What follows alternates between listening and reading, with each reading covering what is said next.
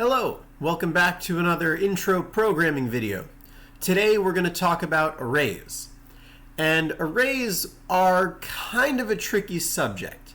We talked about variables and how they're like containers for information. Well, you can think of arrays as containers for variables. The metaphor I would use for my students is like an egg carton. So an egg carton is a fixed size. You can only hold 12 eggs in there. But in the example, we would put, like M&Ms or something in each of the slots. So you could have, the first egg carton slot holding 3 M&Ms, the next one holding just 1, the next one completely empty, the one after that holding 5 M&Ms. And this could represent an array of integers. So let's see what that would look like. To make an array, all you have to do is specify what variable type you are making the array of, in this case, integers, and adding 2 square brackets after it, just like this. And then you say equals new, and then you're going to write it again, but this time, inside the square brackets, you put a number. Let's make this an array with 3 different slots. And then put your semicolon. And let's see, it has a problem. Oh, I forgot to name it. Let's call this int array. So this now creates an array for us, and we can confirm that there are at least no syntax errors here. And this can hold specific numbers in each slot.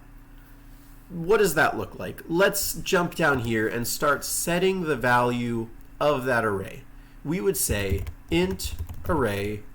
Let's start off with the first slot, which, if you remember from some of the other videos, in programming we start counting at 0. The very first slot in the array is what we call the cell, or the integer at index 0 of int array. That's our variable name. And let's just set it to 5. It doesn't matter.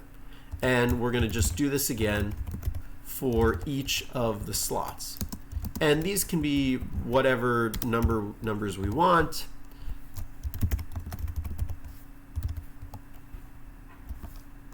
And so the final one, because it's of size 3, the final slot is called the final integer is located at index 2. And then for that one, let's just do 14. So this sets the values at different points in the array. And if I want to call it later, I can say system.out.println int array. Let's say I'm going to print out whatever is at index 1. I want that, 1523. And let's see if that runs. Sure enough, we get that. Why is this any better than writing out individual integers? Well, let's say you're a teacher and you have a roster of students. You might have a whole bunch of each student's grade average. And you might say, okay, well, index 1, the second value, corresponds to Billy's average. So I'm going to get Billy's average by calling this. And if I want Susie's average, I'm going to go to this. Clearly, these are not grade averages because both 14 and 1523 are not exactly normal grade averages. But you get the idea. It can store all of these in a nice, easy format.